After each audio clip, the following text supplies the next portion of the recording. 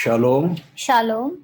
मैं परमेश्वर पिता का धन्यवाद करता हूँ कि हमने एक नए वर्ष में प्रवेश किया है And I would like to thank Father God that we have entered a new year. और इसलिए आइए हम सब मिलकर प्रार्थना करें। Let us start with a prayer.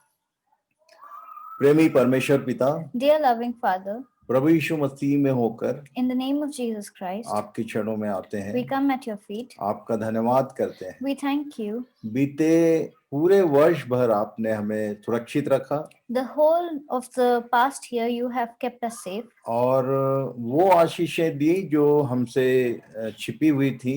And you gave us the blessings which were hidden from us. बहुत सारी बातें हमने सीखा प्रभु, We learned a lot of new things. और फिर से एक नए वर्ष में हम पहुंचे हैं। And we have begun the new year. और इसलिए प्रभु आज के दिन एक बार फिर से हम अपने आप को आपके चरणों में सौंपते हैं। So Lord, again we commit ourselves in under your feet. आप सारे इक्विपमेंट्स को और जितने पार्टिसिपेंट्स हैं सबको आपके चरणों में सौंपते हैं। We give all the participants and all the equipments at your feet. फिर से हम आपकी बातों पर ध्यान लगा सकें। May we meditate on your word again. इसमें आप हमारी सहायता करें। Please help us and guide us. इसी प्रार्थना के साथ ये प्रार्थना हमारे प्रभु यीशु मसीह के नाम से मांगते हैं। We ask this prayer in Jesus Christ our Lord. आमीन। Amen. तो आज की संध्या फिर से मैं स्वागत करूंगा आप सबों का। I would like to welcome you again this evening. तो फैमिली के विषय में हम लोग ध्यान कर रहे हैं। So we are concentrating on family. और हमने लास्ट सेशंस में वुमेन के विषय में ध्यान किया।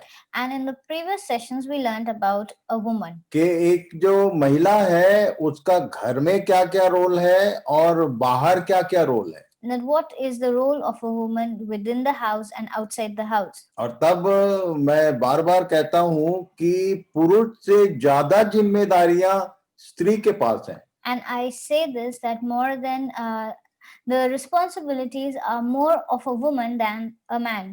घर का मैनेजमेंट भी देखना रहता है। They have to look into the management of the house. और बाहर सोसाइटी में समाज में जहां जिनके बीच आप रहते हैं वहां का मैनेजमेंट भी आपको देखना रहता है। And in the society where you live, you need to manage that too. पुरुष के पास घर के भीतर कोई विशेष काम नहीं होता है, बाहर काम होता है। And a man has responsibilities outside the house, but not within the house, not much within the house. और इसीलिए स्त्री में वो जुड़ा हुआ है, वुमेन बोलते हैं उसको। And that is why the word woo is added to a woman. तो वुमेन का मतलब केवल बच्चे जनने से मतलब नहीं है। And woman does not only mean a person who is responsible to give birth to children.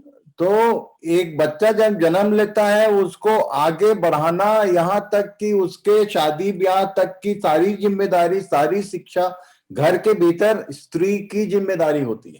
And for a woman, for a child, from the time the child is born till the time he or she gets married, every responsibility within the house, from teaching and everything, is on a woman. और इसलिए मैं बोलता हूँ कि स्त्री जो है पुरुष से बहुत सारे मामलों में ज्यादा मजबूत है।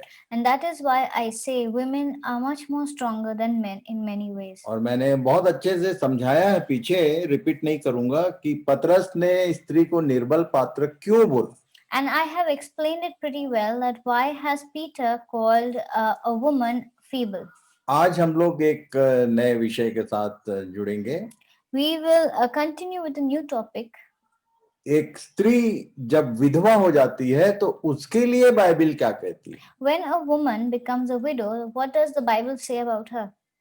व्यवस्था विवरण 24 अध्याय उसके 17 और 18 पद में लिखा है। In Deuteronomy 24:17 and 18 it says, specially आप शब्दों को ध्यान रखना। Please keep in mind the words.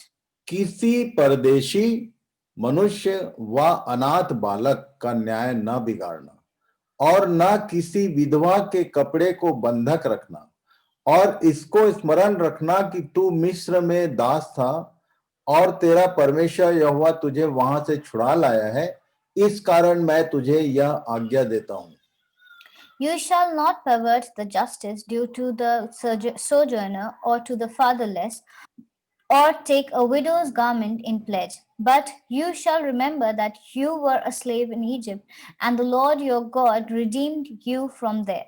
Therefore, I command you to do this. और आगे 19 पद में क्या लिखा है? Continuing to verse 19, it says, जब तू अपने पक्के खेत को काटे और एक पूला खेत में भूल से छूट जाए, तो उसे लेने को फिर न लौट जाना। वह परदेशी, अनाथ और विधवा के लिए पड़ा रहे, इसलिए कि परमेश्वर यहोवा तेरे सब कामों में तुझको आशीष दे। When you reap your harvest in your field and forget a sheaf in the field, you shall not go back to get it. It shall be for the sojourner, the fatherless, and the widow, that the Lord your God may bless you in all the work of your hands. यहाँ पर बार बार 3 characters के विषय में बोल रहा है। Here he's talking about 3 characters. एक परदेशी है, एक अनाथ है और एक विधवा है। One is a sojourner, then are the orphans and the widows. ये नियम किनको दिया जा रहा था? Who were these instructions given to? जो बंधन से छुटकारा पाए हुए लोग थे, उनसे कह रहा था। The people who had been redeemed, those people were being instructed. जो अभी भी बंधनों में है, नाना प्रकार के पाप और अपराध के, उनके लिए ये सब बातें मायने नहीं रखती। And the people who are still under the influence of sin or are not yet redeemed, for them these things do not matter. पर स्पेशली यदि आप ये कहते हैं कि मैं एक सेव्ड व्यक्ति हूं, मैं एक छुटकारा पाया हुआ व्यक्ति हूं, तो आपके लिए ये नियम लागू होता है। But if we say that we are the people who have been redeemed, we are the people who have been saved by God, then these are the rules or laws we must follow. ये जिन लोग को उसने बंधन से छुटकारा दिया था, उनको ये बात कह रहा था कि देखो, तुम भी कभी बंधन में थे, परेशानी में थे। अब जब तुम स्वतंत्र हो गए हो, तो तुम इनकी सुधि रखना। And God was telling this to the people who had been redeemed by him, that now because you were earlier in slavery, you were bound in slavery, but I have set you free, you have been redeemed, then you need to take care of these people too. 20-21 में आगे ये लिखा है, In verses 20 and 21 it says, जब तू अपने जलपाई के वृक्ष को झाड़े, तब डालियों को दूसरी बार न झाड़ना। वह परदेशी, अनाथ और विधवा के लिए रह जाए। जब तू अपनी दाख की बारी के फल तोड़े, तो उसका दाना दाना न तोड़ लेना। वह परदेशी, अनाथ और विधवा के लिए रह जाए। When you beat your olive trees, you shall not go over them again. It shall be for the sojourner, the fatherless, and the widow. When you gather the grapes of your vineyard, you shall not strip it afterward. It shall be for the sojourner, the fatherless, and the widow. जिनको उसने मेरी प्रजा नाम दिया, The ones he called his people, उनको ये आदेश कर रहा था वो। these are the instructions for them. ये रिक्वेस्ट नहीं है, ये आदेश है उसका। These were not requests, these were instructions. और इसीलिए अय्यूब जब अपने विषय में आर्गुमेंट कर रहा था अपने मित्रों से, तो उसने एक चीज मैनेज किया। And that is why when Job was arguing with his friends, he said this. 31 अध्याय अय्यूब उसके 16 और 17 और 18 पद में लिखा है। In Job 31, 16 to 18 it says, जिसको परमेश्वर ने कहा था कि इसके जैसा व्यक्ति अभी दुनिया में कोई नहीं है। The same Job for whom God said that nobody in this world is like Job. शैतान से सीधे उसने ये बात कही थी। And this was said to Satan. मैं आपको बताना चाहता हूँ I want to tell you कि जब भी कोई गॉड फियर व्यक्ति है, ऐसा दिखता है, that whenever there is a God-fearing person, तो उसके लिए शैतान और परमेश्वर की बातचीत होती है। then God and Satan talks about them. और तब अय्यूब के समान क्या आपको भी दिखाकर परमेश्वर शैतान से कह सकता है कि तूने मेरे उस जन को देखा? And can God show Satan that have you seen this person of mine? तब अय्यूब यहाँ एक बात कह रहा था। Then Job was saying something here. अय्यूब 31 उसके 16, 17, 18 में लिखा हुआ है, In Job 31:16-18 it says, यदि मैंने कंगालों की इच्छा पूरी न की हो, व मेरे कारण विधवा की आंखें कमी रह गई हो, व मैंने अपना टुकड़ा अकेला खाया हो और उसमें से अनाथ ना खा पाए हो, परंतु वह मेरे लड़कपन ही से मेरे साथ इस प्रकार पला जिस प्रकार अपने पिता के साथ, और मैं जन्म ही से विधवा को पालता आया हूं। if I have withheld anything that the poor desired, or have caused the eyes of the widow to fail, or have eaten my morsel alone, and the fatherless has not eaten of it, for from my youth the fatherless grew up with me as with a father, and from my mother's womb I guided the widow. अपने धर्मी होने के प्रमाण दे रहा था वो। Here he was proving how righteous he has been. आप भी दे सकते क्या? Can we also do the same? आपने कभी किसी की सहायता की है? Have we ever helped anyone? अनाथों की और विधवाओं की विशेष करके बाइबल यहाँ कह रही है। Especially like the orphans and the widows, like the Bible says. नीति वचन 15 उसके 25 पद में लिखा है, In Proverbs 15:25 it says, यहोवा अहंकारियों के घर को ढा देता है, परंतु विधवा के सिवाने को अटल रखता है। the Lord tears down the house of the proud but maintains the widow's boundaries. ये तो पुराने नियम की बातें होगी। This is something what the Old Testament says. नए नियम में याकूब ने क्या कहा? What has James said in the New Testament? एक अध्याय उसके 27 पद को पढ़िए। We'll read James 1:27. हमारे परमेश्वर और पिता के निकट शुद्ध और निर्मल भक्ति यह है कि अनाथों और विधवाओं के क्लेश में उनकी सुधि लें और अपने आप को संसार से निष्कलंक रखें। The religion that is pure and undefiled before God the Father, is this: to visit orphans and widows in their affliction, and to keep oneself unstained from the world. लिखा है, यदि ध्यान से आप इन सब बातों को देखेंगे तो परमेश्वर कहना चाहता है कि अनाथों और विधवाओं की सुधि खुद रखता है और अपने लोगों से भी यही उम्मीद करता है। If we can understand, God says that God looks after the widows and the orphans, and He wants His people to do the same. आज एक विशेष कैरेक्टर के विषय में मैं बताना चाहता हूँ। I want to talk about a special character. तीन विधवाओं की कहानी है एक ही पुस्तक में। This is the story of three widows within one book. इसमें विडोज की बातें कम है, पर जो मुख्य बात है सास और बहू के कैरेक्टरिस्टिक को मैं बताना चाहता हूँ।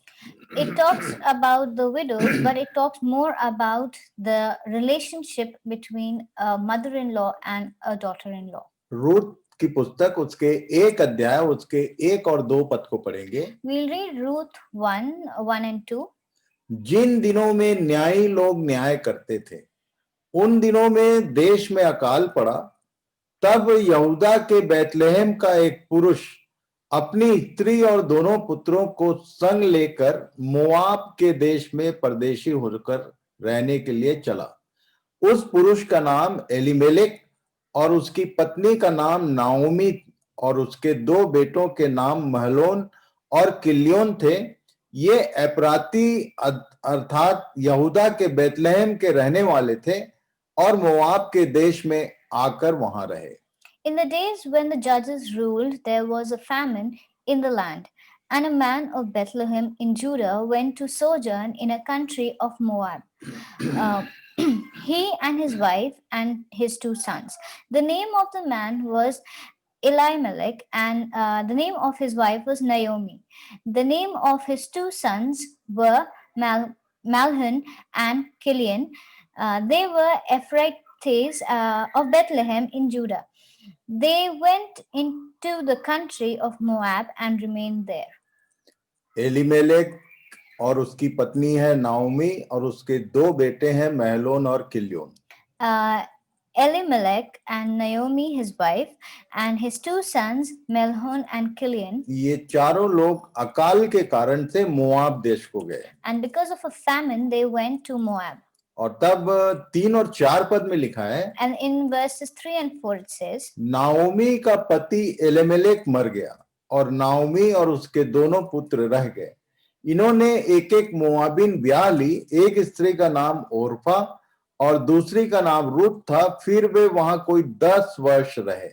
But Elimelech, the husband of Naomi, died, and she was left with her two sons. These took Moabite wives, and the name of one was Oprah, and the other was Ruth. They lived there about 10 years. ये Elimelech and family जो है वो परमेश्वर की प्रजा से हैं, Israeli लोग थे. Elimelech and his family were people of God. और तब ये अन्य जातियों के स्थान में इन्होंने शरण लिया और मोआब में जाकर अकाल के कारण रहने लगे. And they went and lived in Moab, which was a place of the Gentiles, and they went and lived there because of a famine. और तब ये बता रहे हैं कि दोनों लड़कों ने वहां 2 लड़कियों से शादी कर लिया और आगे उसकी बातें हम लोग देखेंगे. वहां लिखा हुआ है 5 और 6 पद में, जब महलोन और किल्योन दोनों मर गए तब नाओमी अपने दोनों पुत्रों और पति से रहित हो गई. तब वह मोआब के देश में यह सुनकर कि यहोवा ने अपनी प्रजा के लोगों की सुधि लेके उन्हें भोजन वस्तु दी है, उस देश से अपने दोनों बहुओं समेत लौट जाने को चली. In verses 5 and 6 it says, and both Melhan and Kilian died, so that the woman was left without her two sons and her husband. Then she arose with her daughters-in-law to return from the country of Moab, for she had heard in the fields of Moab that the Lord had visited his people and given them food. 10 साल ये लोग वहां रहे. For 10 years they were in Moab. और उस बीच में तीनों जो मेल पर्सन थे फैमिली के, इनकी डेथ हो गई. And during that period, 3 of the male members of the family died. और इस फैमिली में 3 विडो रह गए. And there were 3 widows which remained. 3 विधवाएं रह गई. There were 3 widows which were there. और तब जब उनको यह खबर पता चला कि अकाल की स्थिति ठीक हो गई है तो उन लोग वापस अपने नगर को लौटे. And when they got to know that the famine is over, so they planned to go back. और उसके बाद आगे क्या लिखा है, And then it says, 14, 15 और 16 पद को पढ़ेंगे. we'll read first Ruth 14 and to 16. इस बीच के वर्सेस को मैंने छोड़ा है, आप पढ़ लेना. I have left a few verses in between. You can read them. Naomi ने इनको समझाया और बहुत तो उनको जोर लगाया कि ये दोनों रह जाएं, मैं अकेली चली जाऊंगी वापस. इनको उसने बोला कि तुम अपने अपने घर वापस चले जाओ, शादी ब्याह करके घर बसा लो. And Naomi tried to in those verses, Naomi tried to convince them that it would be better if they remained back in Moab and could get married again and settle again. And she wanted to go back to Israel alone. तब 14 पद से आगे लिखा है, Then it says from verse 14 onwards, जब इसने बहुत उनको जोर दिया वापस होने के लिए, when she pressurized them to go or to remain back in Moab, तब 14 पद से आगे लिखा है, then it says in verse 14, तब वे फिर से उठी और ओरपा ने तो अपनी सास को चूमा, परंतु रूत उससे अलग न हुई.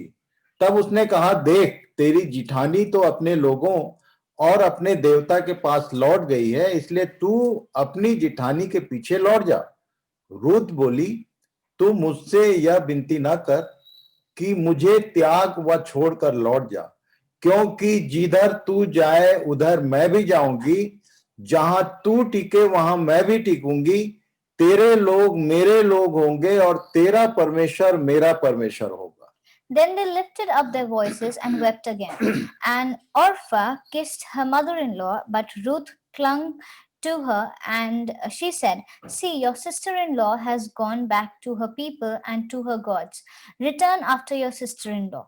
But Ruth said, Do not urge me to leave you or to return from following you. For where you go, I will go. Where you lodge, I will lodge. Your people shall be my people, and your God my God.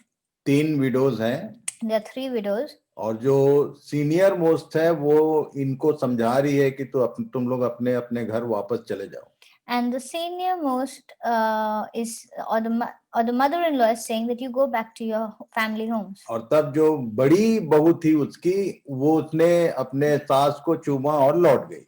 And the elder daughter-in-law listened, and she kissed her mother-in-law a goodbye, and she left. फिर से Naomi ने Ruth से कहा, And again Naomi said this to Ruth. तुम भी चले जाओ. She said that you also go.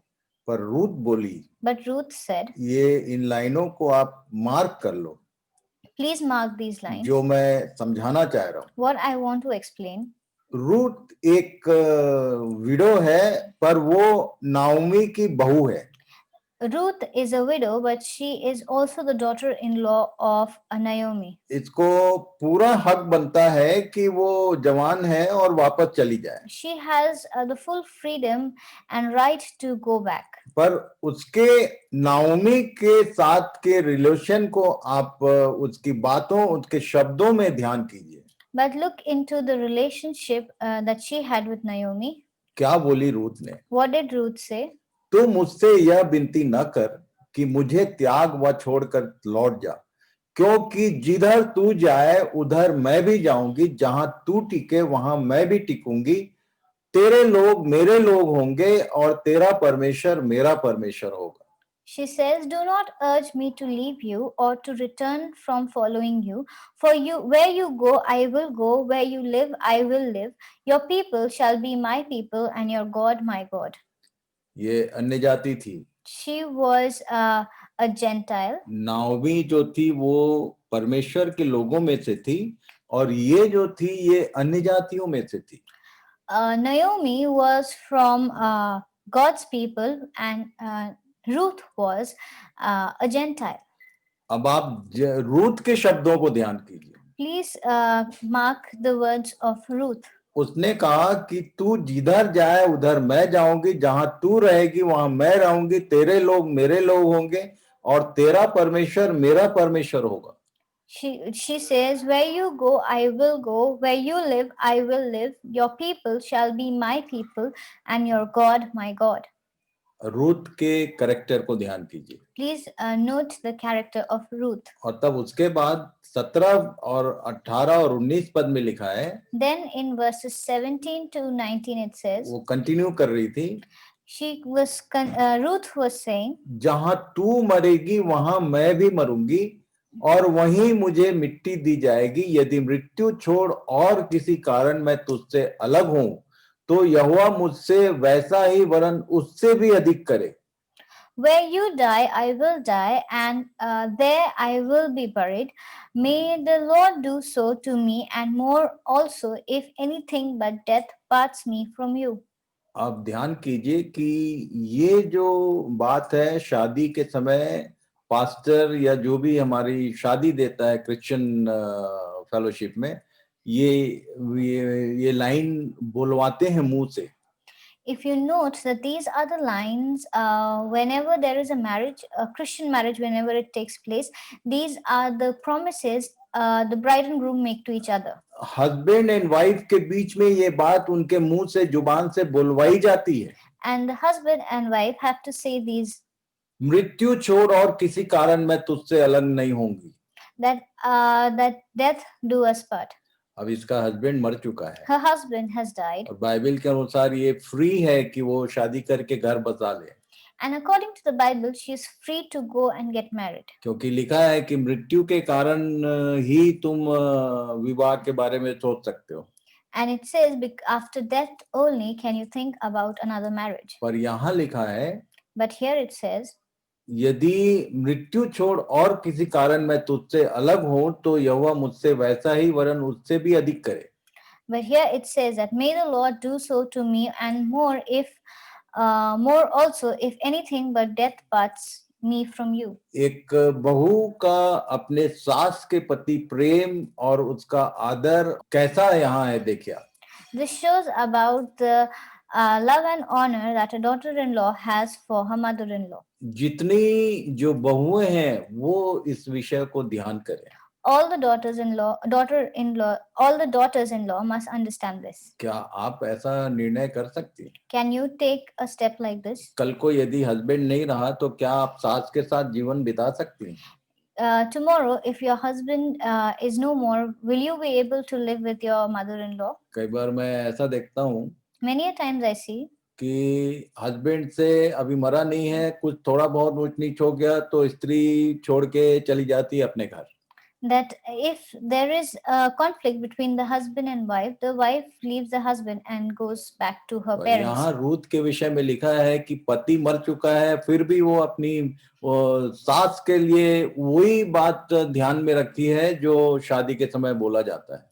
And here it says that that even after the death of her husband, she thinks the same way for her mother-in-law. वो window है, फिर भी उसने कहा कि तेरे लोग मेरे लोग होंगे, तेरा परमेश्वर मेरा परमेश्वर होगा। She is a widow and still she says that your people will be my people and your God my God.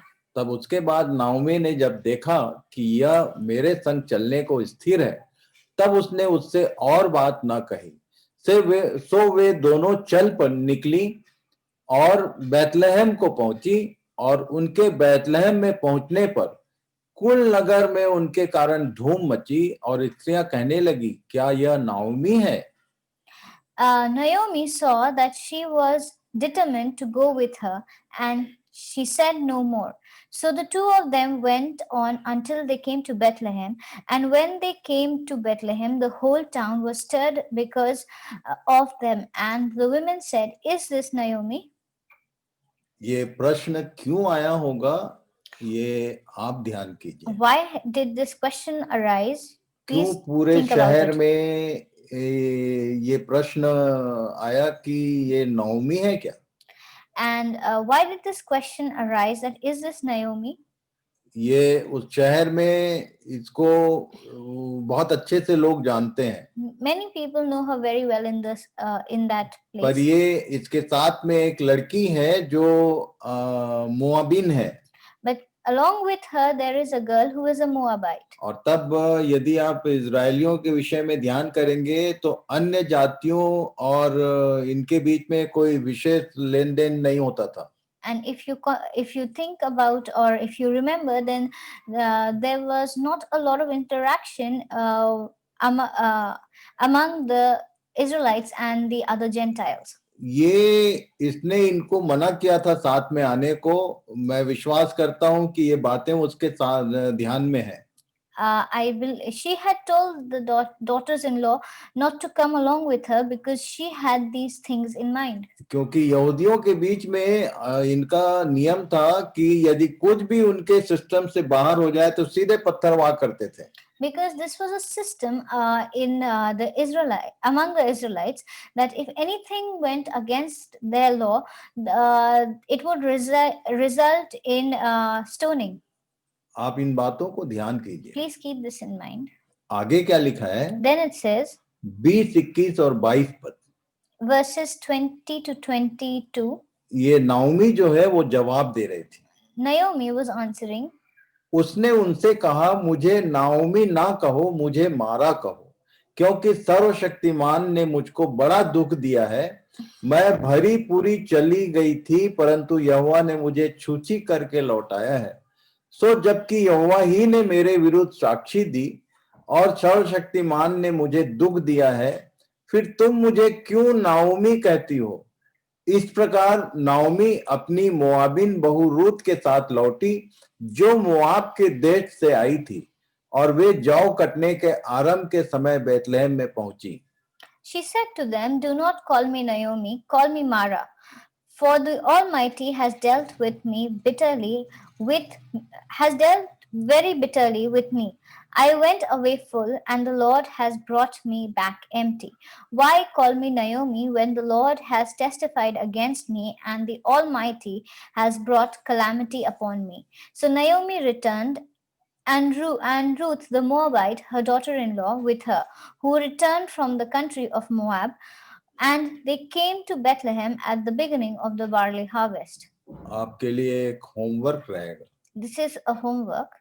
Naomi का मतलब क्या है और मारा का मतलब क्या है? What is the meaning of the word Naomi and the word Mara? तब आपको समझ में आएगा कि ये कहना क्या चाह रही थी। Then you'll know what was she trying to say. ये नाओमी जो है, इसके नाम का अर्थ आप ढूंढना, इसको मैं छोड़ रहा हूं आपके लिए। पर इसने एक बहुत ही बड़ी बात कह दी आगे। Naomi, you need to find out the meaning of the word Naomi. That is for you. But then she said something very strange or different. जितने जो सास हैं आज के दिन, All the mother-in-laws, आप इस बात को ध्यान करना। please keep this in mind. मैंने आप लोगों को बोला था कि आप लिस्ट आउट करते जाना कि good husband and bad husband and good son and ये सब चीज आप ध्यान लिखते जाना। I had earlier asked everyone to note down the characteristics of a good husband and a bad husband, and a good wife and a bad wife. दो जन window के रूप में वापस अपने घर में आए हैं। There are two women who have come back as widows to their पर जो home. सीनियर है उसके शब्दों को ध्यान कीजिए। But the one who is the senior, please pay attention to her words. जो परमेश्वर के परिवार का कहलाती है। The one who belongs to who belongs among the people of God. परमेश्वर ने इजरायलियों को अपनी प्रजा नाम दिया। God had called the Israelites his people. पर ये कह रही है, But she has said, कि मैं भरी पूरी चली गई थी, परंतु यहोवा ने मुझे छूची करके लौटाया है। I went away full, and the Lord has brought me back empty. यदि मैं आज के डेट में जो मुझे दिखाई देता है, Into what I see in the current situation, प्रभु ने जो बात मुझसे कहा कि बेटा इस बात को जरूर अपने पार्टिसिपेंट्स के साथ शेयर करना, what God told me that that I need to share with you. परमेश्वर ने इसको पहले से ज्यादा आशीषित करके वापस लौटाया है। God had actually blessed her more and sent her back. Ruth नाम की जो लड़की है, This girl by the name of Ruth. आप ध्यान करना कि यीशु के वंशावली में इसके हस्बैंड का नाम है। That her husband's name is in the lineage of Jesus. जहां तक परमेश्वर ने इस रूथ को पहुंचाया, Where God had taken Ruth. और इसके कारण नाओमी वहां पर सरवाइव कर सकी। And because of this, Naomi could survive there. आप इस पूरी किताब को पढ़ना, ये बहुत ही इंटरेस्टिंग है। Please read the whole book. This is very interesting. विशेष करके जो घर में बहुएं हैं वो भी इसको पढ़ें, और जो जिनको सास कहा जाता है वो भी इन बातों पर ध्यान करें कि नाओमी का कैरेक्टर गुड है या रूथ का कैरेक्टर गुड है। All the daughter-in-laws and mother-in-laws, please read this book and try to find out whose character is better. Is it Ruth or is it Naomi? इसने Ruth को पर अपने शब्दों के द्वारा डिनाई कर दिया। She denied Ruth from through her words. और इसलिए नाओमी की किताब ये हो सकती थी, पर रूथ के नाम से ये पुस्तक है। This book could have been by the name of Naomi, but this book is on Ruth. क्योंकि पूरे इस किताब में ये दो मेन कैरेक्टर्स हैं। These are the two main characters in the book of Ruth. जितने भी मेल पर्सन थे वो उनका कैरेक्टरिस्टिक थोड़े थोड़े दिनों का है। All the male characters are only there for a short period of time. और तब ओरफा जो है वो भी कुछ देर के लिए पिक्चर में है। And even Orpha was there for a very short while. पर ये रूथ और नाओमी ये की पर्सन्स है इस किताब के. But Ruth and Naomi are the main characters of Ruth this के book. रूप में जो आशीष परमेश्वर ने नाओमी को दिया, नाओमी ने उसका इनकार कर दिया यहाँ इन शब्दों. And the blessing that God gave Naomi in the name of Ruth, she declined it, or she did not even mention about it. जब वुमेन के विषय में हम सीख रहे हैं तो इसको ध्यान करना बहुत जरूरी था. When we are understanding about a woman, these are things we need to keep in mind. और इसीलिए मैंने ये विषय आपको दिया है. आप रूथ की पुस्तक बहुत छोटी है, उसको पढ़ लेना. That is why I have given this as a homework, that please read the book of Ruth. और तब नए नियम में विधवा शब्द जो है वो पहली बार झगड़े का कारण के रूप में आया. And then the word widow or widows became the center of a conflict in the New Testament. कलीसिया में जब गिनती बढ़ने लगी, when the numbers of disciples were increasing, ये लोग 120 लोग थे जब यीशु का स्वर्गारोहण हुआ. there were 120 people when Jesus ascended. और पेंटिकोस्ट के दिन में पीटर के प्रचार के कारण पतरस ने प्रचार किया और 3000 लोग जुड़ गए. And when Peter had preached on the day of Pentecost, 3,000 people were added. और आगे लिखा है कि 5000 लोग हो गए. And then it says that there were 5,000 more added. और तब 6 अध्याय के एक पद में एक बात लिखी है. Then in Acts chapter 6 verse 1 it says, जब चेले बहुत होते जाते थे तो यूनानी भाषा बोलने वाले इब्रानियों पर कुड़कुड़ा कर कहने लगे कि प्रतिदिन की सेवकाई में हमारी विधवाओं की सुधि नहीं ली जाती. Now in these days, when the disciples were increasing in number, a complaint by the Hellenists arose against the Hebrews because their widows were being neglected in their daily distribution. मैंने पिछले दिनों में बताया था, I was saying in the previous days, ये सारे Israeli लोग थे. they were all Israelites. पर कुछ लोग उनमें यूनानी बोलते थे और कुछ लोग अपना हिब्रू बोलते थे. But there were some who used to speak Greek and there were some who used to speak Hebrew. और उन दिनों में ग्रीक लैंग्वेज बोलना ये थोड़ा अपग्रेड लोग होते थे. And in those days, the Greek-speaking people were considered as a class higher than the Hebrew-speaking people. और तब ये जो पौलुस था वो ग्रीक भी बोलता था और ये हिब्रू भी बोलता था. And Paul used to speak both Hebrew and Greek.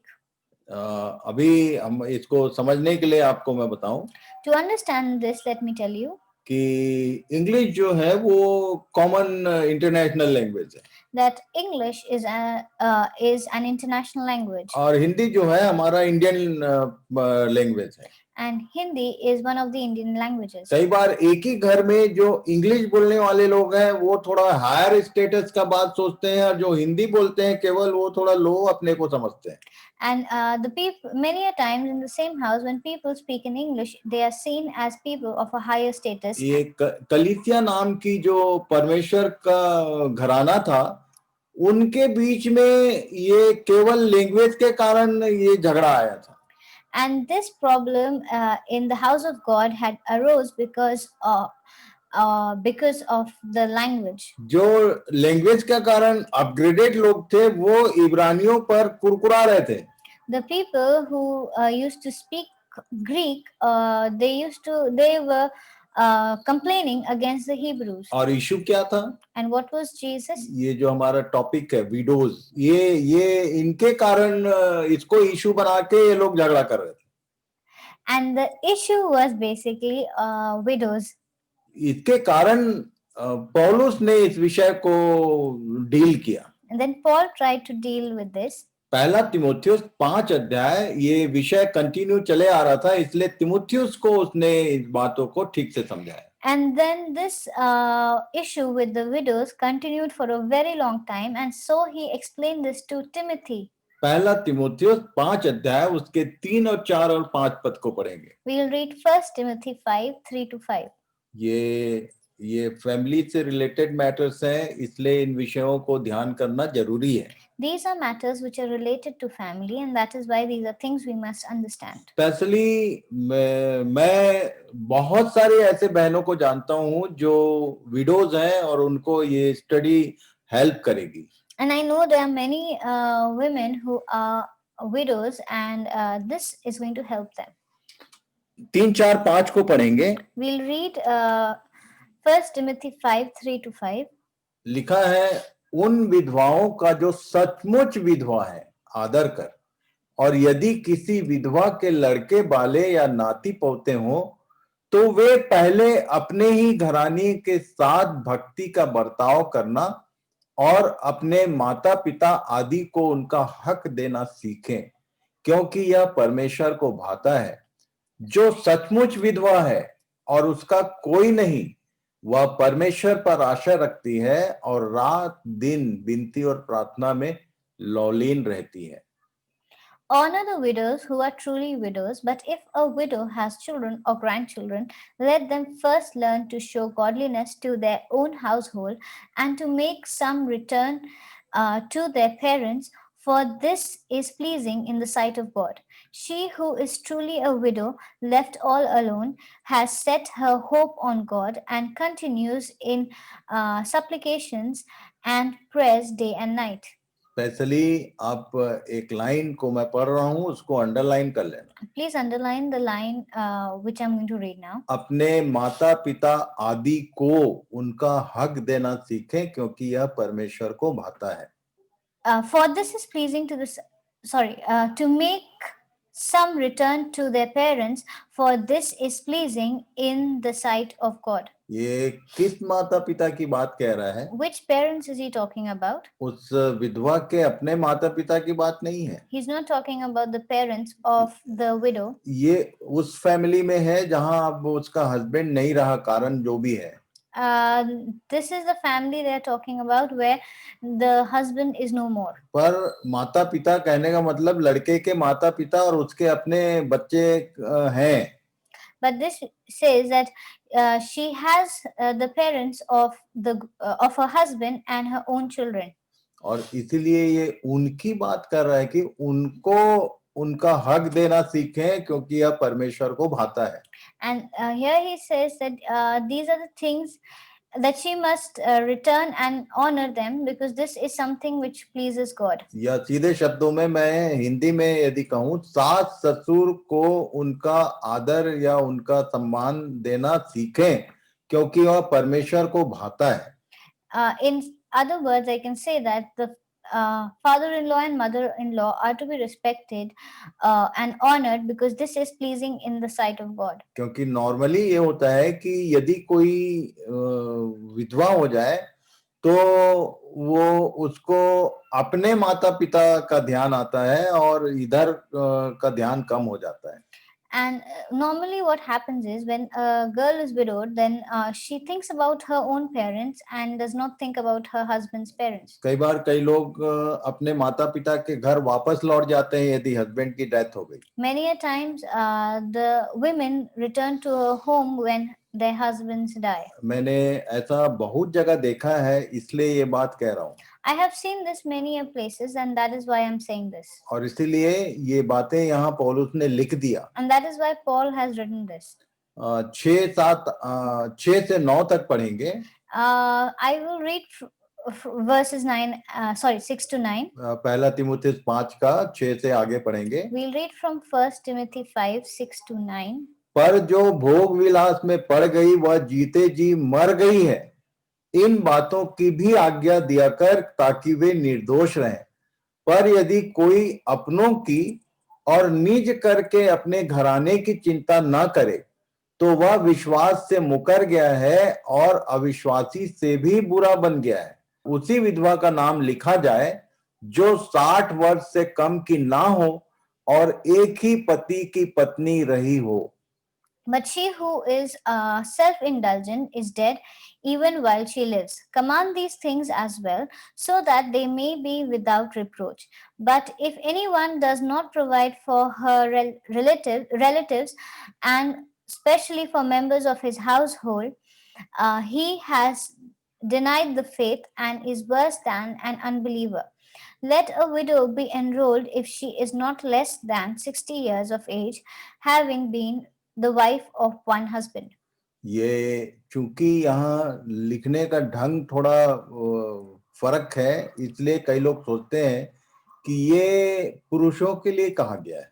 Many a times, because this is written in a different manner, many people think that this is for men.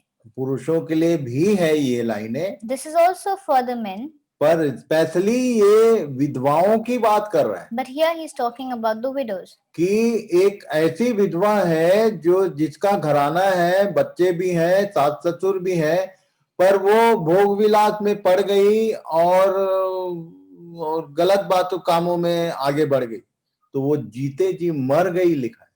But here it talks about a widow who has her family, her in-laws, as well as her own children, but she has become self-indulgent, is like a person who is dead even while she's living. इसलिए लिखा है कि अपने घर की वो चिंता करे. That is why it says that she needs to think about her family. आगे लिखा है 10, 11, 12. Then it says in verses 10 to 12, उन्हीं का नाम लिखना, उसके कैटेगरी में ये बातें जोड़ रहा है वो. the ones who are to be enrolled, these are other things to remember. भले काम में सुनाम रही हो, जिसने बच्चों का पालन पोषण किया हो, पाहुनों की सेवा की हो, पवित्र लोगों के पांव धोए हो, दुखियों की सहायता की हो और हर एक भले काम में मन लगाया हो. पर जवान विधवाओं के नाम न लिखना, क्योंकि जब वे मसीह का विरोध करके सुख विलास में पड़ जाती हैं तो ब्याह करना चाहती हैं और दोषी ठहरती हैं, क्योंकि उन्होंने अपने पहले विश्वास को छोड़ दिया है. Having a reputation for good works, if she has brought up children, has shown hospitality, has washed the feet of the saints, has cared for the afflicted, and has devoted herself to every good work, but refused to enroll the younger widows, for when their passions draw them away from Christ, they desire to marry, so incur condemnation for having abandoned their former faith. अभी जिस line को मैं पढ़ रहा हूं उसको फिर से अंडरलाइन करना आप. Please underline the verse I'm going to read. और उसके बाद रूथ के विषय में सोचना. Then please think about Ruth.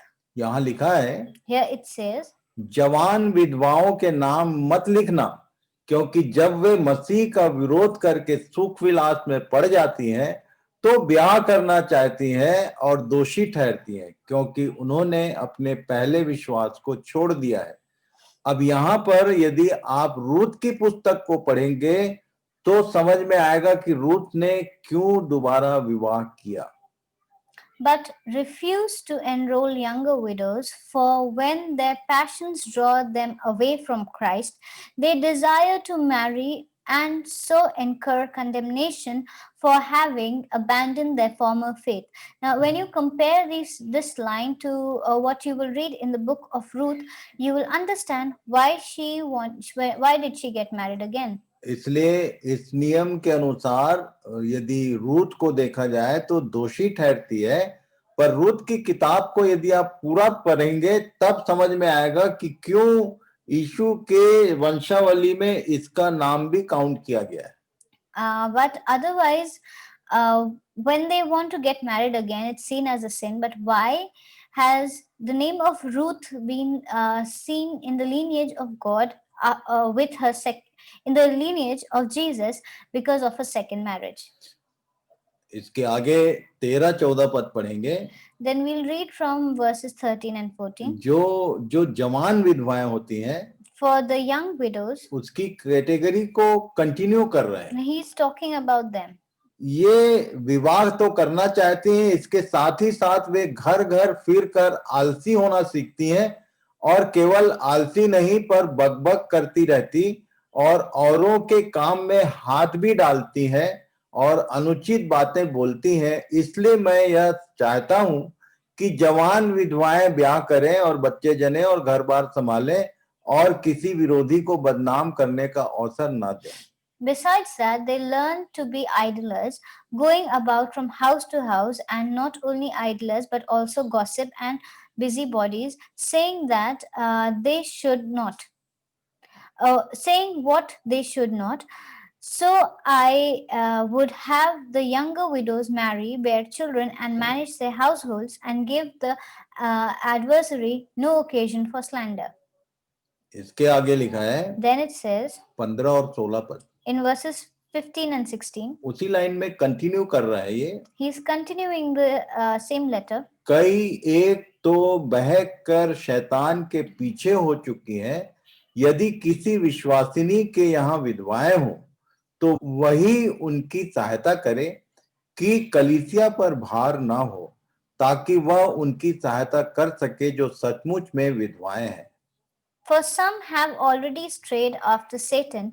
If any believing woman has relatives who are widows, let her care for them. Let the church not be burdened, so that it may care for those who are truly widows. आज एक और homework देता हूं मैं। I'll give one more homework. पिछले session में ही शायद हमने अध्ययन किया, We have learnt in the previous session जब हम स्त्रियों के विषय में ध्यान कर रहे थे, when we were learning about women. तो नए नियम में एक ऐसी स्त्री है जिसका नाम लिखा हुआ है, जो विधवाओं की सुधि लेती थी, उनकी सहायता करती थी। There is a name of a woman who used to think and who used to take care of widows.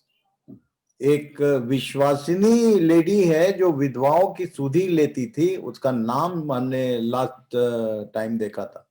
And last time we had to find out the name of this believer who used to take care of the widows. आपके लिए homework है, पिछले बार भी मैंने homework दिया था, उसी homework में से एक होमवर्क ये है। And this is from the previous homework. और इसके बाद कल हम लोग आगे फैमिली के विषय में आगे ध्यान करेंगे। We'll continue with other members of the family tomorrow. फिर से मैं आप सबों को नए साल की बधाई देता हूँ। I would like to congratulate you for the new year. और जैसे पिछले वर्षों में प्रभु ने हमारी सुधि ली है, ये साल भी उसके धर्म हाथ के नीचे हम बिता सकें, यही मेरी प्रार्थना है। Just like God has kept us safe under the shadow of His wing, may He keep us in this year too. फिर से आप सबों को धन्यवाद। Thank you once again. God bless you. God bless you. Good night. Good night.